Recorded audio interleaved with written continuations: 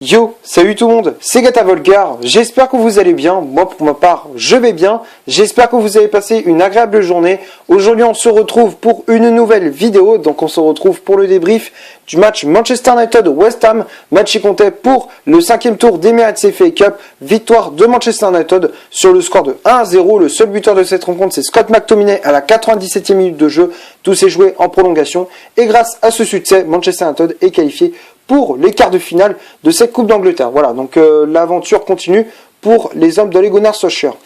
Voilà, donc pour en revenir à ce match face aux Hammers, voilà, pour débriefer un petit peu ces 90 minutes. Bon, enfin, c'est 120 minutes, si on peut dire ça comme ça, parce que bon, j'ai l'habitude de dire les 90 minutes. Bref, bon, pour débriefer ce match, 45 premières minutes, bon, c'est vrai que Manchester United a maîtrisé ce match. On va dire que ces 45 premières minutes, bon, elles étaient voilà, plutôt bonnes du côté de Manchester United. Il y avait de l'intensité, il y avait de l'impact physique, de l'agressivité. Voilà, on s'est créé de bonnes occasions avec Martial, avec Van de Beek qui était titulaire, Mason Greenwood ou encore Marcus Rashford. Malheureusement, on n'arrivait pas à trouver la solution face à un bloc assez compact. Voilà, une défense de West Ham très solide. Voilà, donc on n'arrivait pas à trouver la faille. Et sur certains moments, West Ham West Ham était quand même dangereux, voilà, sur certaines actions, voilà, West Ham qui s'est créé quelques occasions avec Mark Noble, Bowen, Souček ou encore Yarmolenko.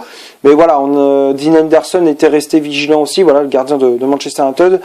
Et puis voilà, donc Manchester United qui voilà, s'était créé des occasions en première mi-temps avec une tête sur coup de pied arrêté de Victor Lindelof qui était repoussé par Fabianski.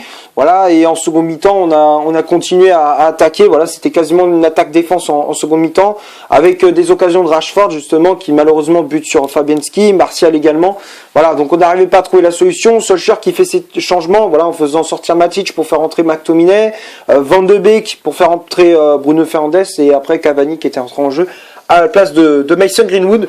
Voilà, donc Solskjaer qui a fait rentrer les joueurs cadres de l'équipe. Et puis après, on a réussi à faire sauter le verrou en prolongation avec le but de Scott McTominay à la 97e minute de jeu, voilà, sur un cafouillage dans la surface de réparation des Hammers. Voilà, donc un bon travail de Fred, voilà, le Brésilien qui avait réussi à percer cette défense de West Ham, le centre contré, et derrière ça revient dans les pieds de Rashford qui remise à l'entrée de la surface pour McTominay qui déclenche une frappe puissante à terre pour battre Lucas Fabianski, voilà, le gardien de West Ham qui pouvait absolument rien faire sur la frappe du milieu écossais. Donc à la 97e minute de jeu, McTominay permet à Manchester United de mener 1-0.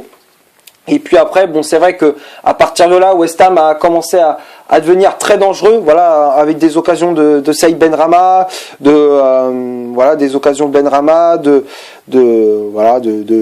Souček, voilà, donc ils ont été très dangereux en fin de match, mais voilà, heureusement que Dean Henderson était resté vigilant et après, bon, ils n'arrivaient pas vraiment à concrétiser leurs occasions, voilà, les Hammers, donc voilà, on s'en sort plutôt bien avec cette victoire, même si voilà, en fin de match, Martial avait essayé de marquer, mais voilà, il était tombé sur un très bon Fabianski aussi, voilà, qui est resté impérial malgré ce but encaissé. Donc voilà, donc qualification de Manchester United pour les quarts de finale de cette Coupe d'Angleterre. Voilà, donc on va passer maintenant à la composition d'équipe que Ole Gunnar Solskjaer a aligné pour ce match. Donc ça a été un 4-2-3-1 aligné par l'entraîneur norvégien, donc Dean Henderson dans les buts de Manchester United à la place de De Gea laissé au repos. La charge centrale Lindelof associé à Harry Maguire qui avait le brassard de capitaine. Les latéraux Wan-Bissaka à droite, Alex Telles à gauche, Fred et Matic devant la défense, Donny Van de Beek en numéro 10, Mason Greenwood milieu latéral droit, Marcus Rashford milieu latéral gauche et à la pointe de l'attaque de Manchester United, c'était le français Anthony Martial.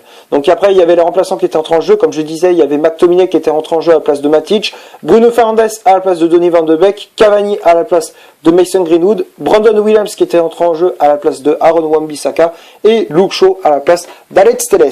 Voilà pour le 11 de départ d'Ole Gunnar Solskjaer. Voilà, donc il a fait tourner son effectif sans brusquer, sans trop changé le 11 de d'habitude. Voilà, il a fait quand même garder quelques joueurs importants comme Martial, Rashford, Greenwood ou encore Fred. Voilà, donc il a gardé les joueurs cadres de cette équipe. Donc voilà, sans trop changer, il a donné un petit peu de temps de jeu à Brandon Williams, à Luke Shaw, à Donny van de Beek. Même si moi aussi j'aurais bien aimé aussi voir le jeune Amad Diallo, voilà, la nouvelle recrue de Manchester United. J'aurais bien aimé le voir pour voir ce qu'il vaut, ce qu'il est capable de faire avec Manchester United. Voilà, j'espère qu'il va faire de très bonnes choses. J'aurais bien aimé le voir sur le terrain, mais bon, voilà, malheureusement Solskjaer il ne l'a pas fait jouer, donc c'est un petit peu dommage. J'aurais bien aimé le voir jouer, voir ce qu'il vaut, quoi, tout simplement. Voilà. Donc ça c'était pour voilà, j'ai fait à peu près le tour pour le 11 de départ de Solskjaer. Donc on va passer maintenant aux statistiques de cette vidéo. Donc on va commencer par celle de Manchester United. Les Red Devils, c'est 62% de possession de balle, 6 corners, 8 tirs au total, donc 5 tirs cadrés, et 3 positions de hors-jeu. Voilà, donc tout ça c'est du côté des Red Devils. C'est du côté de West Ham, c'est 38% de possession de balle, 4 corners, 2 tirs au total, dont une frappe cadrée, une position de hors-jeu. Donc tout ça c'est du côté des Hammers. Voilà, donc quand on regarde les statistiques, bon, pas grand chose à dire, ça représente bien la physionomie de cette rencontre. Une attaque-défense tout le long du match. Manchester United qui a clairement dominé ce match, beaucoup de possession de balle très stérile, beaucoup d'occasions, mais malheureusement on n'arrivait pas à concrétiser nos actions. On était tombé sur comme je disais, un bloc très compact. Voilà, une défense assez solide de la part des Hammers.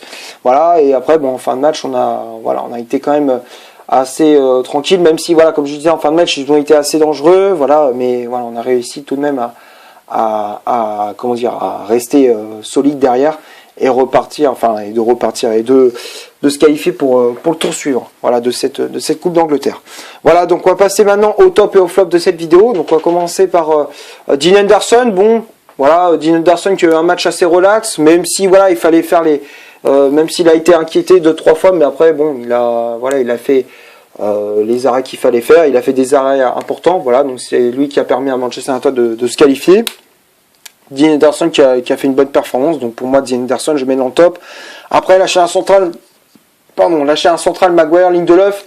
Bon, dans l'ensemble ils n'ont pas été mauvais. Moi j'ai trouvé que ça a plutôt bien marché sur ce coup-là.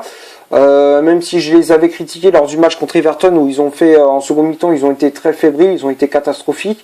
Là sur ce coup-là ils ont été corrects. Voilà, Lindelof qui a été correct défensivement, il s'est projeté aussi pas mal de fois vers l'avant.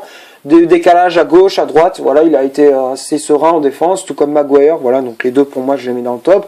Après les latéraux, Wan-Bissaka et Telles pour moi il a fait un bon match, voilà, il n'a pas l'habitude de jouer, il joue pas souvent, mais voilà, il a eu cette opportunité de jouer, voilà, il a eu cette chance, là il a fait une bonne performance, il a percé à plusieurs reprises la défense de West Ham, voilà, donc il a réussi à faire de quelques bons centres, de bons débordements, voilà, il a apporté de la vitesse dans le jeu des Red Devils, voilà, donc pour moi Alex Telles je le mets dans le top, et défensivement il a été assez correct, tout comme Aaron Wan-Bissaka, les deux ils ont été très très bons. Wan-Bissaka qui a fait à peu près la même performance que Telles, voilà, donc pour moi Wan-Bissaka et Telles, les deux je les mets dans le top. Après le milieu de terrain, Matic et Fred, bon Matic il a toujours la tendance à ralentir un petit peu le jeu de Manchester United, mais dans l'ensemble il n'a pas été mauvais.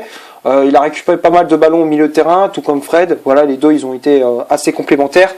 Et puis voilà, le duo a plutôt bien fonctionné au milieu de terrain. Voilà, donc pour moi Matic et Fred, les deux j'ai mis dans le top. Fred qui a fait voilà à peu près le même match que Matic, mais ouais, lui aussi il a apporté offensivement, il a fait de bonnes courses. Il a réussi à percer cette défense de West Ham à plusieurs reprises. Donc voilà, et après le reste, Van de Beek il a fait une bonne prestation.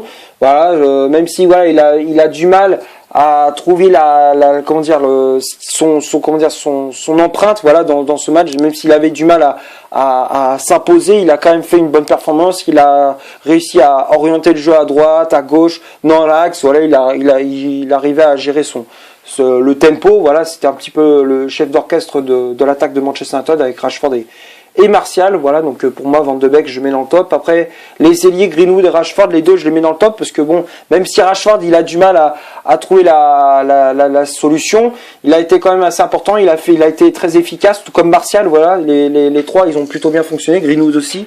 Voilà, les trois le trio a plutôt bien fonctionné. Greenwood qui a été assez dangereux, voilà, qui a fait de bonnes courses sur son côté, qui voilà souvent repiqué dans l'axe pour frapper. Donc voilà, dans l'ensemble Greenwood a fait une bonne prestation, Rashford aussi et Martial également.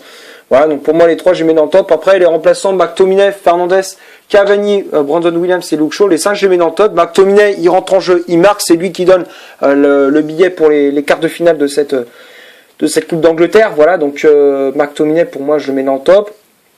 Bruno Fernandes, il a fait une bonne entrée en jeu, il avait de l'envie, il avait de la grinta, voilà, comme d'habitude. Cavani, il a fait une bonne entrée en jeu. Moi, j'ai trouvé, voilà, il a apporté sa petite grinta, il a fait pas mal de replis défensifs, comme d'habitude, voilà. Et après, les latéraux, Brandon Williams et Luke Shaw. Brandon Williams, même s'il n'a pas l'habitude de jouer, ça fait plaisir de le voir, de voir jouer, voilà, de faire de bonnes courses sur son côté. Ouais, moi, ça fait plaisir. Moi, je dis souvent, Brandon Williams, on devrait lui donner plus souvent sa chance. Voilà, on devrait le mettre plus souvent titulaire, lui donner du temps de jeu, parce que moi, je trouve qu'il fait de bonnes performances. C'est un latéral assez intéressant. Moi, j'aime bien son profil. Voilà, donc pour moi, Brandon Williams, je le mets dans le top. Voilà, il a fait une très bonne entrée en jeu. Défensivement, il est resté costaud. Offensivement, il a apporté. Voilà, il a apporté de bons centres, de bonnes passes. Voilà, moi, j'ai trouvé qu'il a apporté de la vitesse dans le jeu des Red Devils, tout comme le show. Voilà, donc pour moi, dans ce match-là, tout le monde a été bon. Moi, j'ai trouvé que dans l'ensemble, tout le monde a fait d'une bonne performance. Il y avait un vrai collectif dans ce match-là. Moi, je trouvais qu'il y avait un vrai collectif, même si voilà, souvent Manchester United se repose sur les individualités de tel joueur ou de tel joueur, comme Bruno Fernandes, comme Rashford, comme Martial ou comme Greenwood. Voilà, on fait quand même de bonnes différences. Quand on fait un très bon match, voilà, on arrive à faire un très bon collectif. Vous voyez, il y a un collectif qui se dégage, et franchement, ça fait plaisir de voir une équipe de Manchester United voilà, comme ça. Voilà, ça fait plaisir de voir une équipe de Manchester United qui a un vrai collectif, que tout le monde est solidaire. Voilà, tout le monde se serre les coudes. Voilà, ça fait plaisir de voir ce genre de choses à Manchester. Voilà, donc c'est tout ce que j'avais à dire pour ce match entre Manchester United et West Ham. Je sais que bon, le débrief est un petit peu court, mais voilà, bon, il n'y avait pas grand chose à dire dans ce match, à part le but de McTominay et quelques actions clés de cette rencontre. J'espère que la vidéo vous aura plu. Si c'est le cas, vous laissez un énorme like. Tu cliques ici pour t'abonner pour rien rater de mes vidéos. Tu cliques ici pour voir une autre si tu le souhaites. N'hésite pas à rejoindre mon compte Instagram qui est dans la description. D'ici là, portez-vous bien. On se retrouve pour une prochaine vidéo. Ciao.